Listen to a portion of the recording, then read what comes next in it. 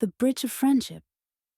In a quiet village, surrounded by rolling hills and a sparkling river, two boys, Arav and Kabir, were the best of friends. They were born just a week apart, and from the day they could walk, they were inseparable. Arav was calm and thoughtful, always looking for the best solution to any problem, while Kabir was bold and adventurous, never afraid to take risks. Together, they made the perfect team. Their favorite spot in the entire village was an old wooden bridge that stretched across the wide river at the edge of town. The bridge was worn and creaky, but magical to them. It was where they spent hours talking about their dreams and playing games. Sometimes they would lean over the railing and watch the fish swim below, and other times they would lie on their backs, staring at the clouds, imagining their futures.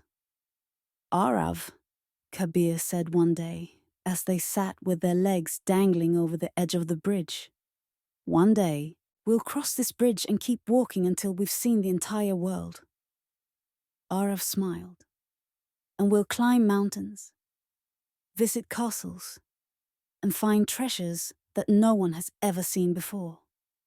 Promise me, Kabir said, extending his hand. No matter where life takes us, we'll always stick together. Arav grabbed his friend's hand and shook it firmly. Always. Years went by, and the boys grew closer. Arav loved solving problems and building things, while Kabir dreamed of becoming a great explorer. They both knew the bridge wasn't just a structure. It was a symbol of their friendship and the gateway to their dreams.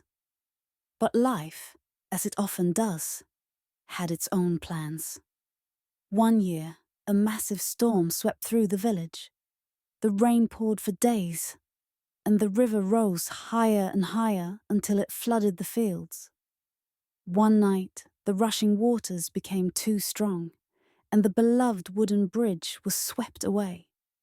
The next morning, the entire village gathered by the river to see the damage.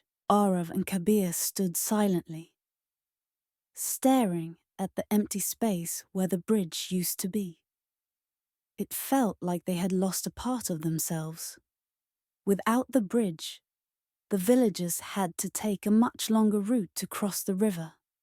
Arav's family, who lived near the riverbank, decided to move to the other side to help his grandparents, who were growing old and needed care. Arav and Kabir were devastated. We'll find a way to meet, Kabir said, his voice filled with determination. Even if the bridge is gone, we'll make it work. Arav nodded. We'll never let anything break our friendship. I'll walk all the way around the river if I have to.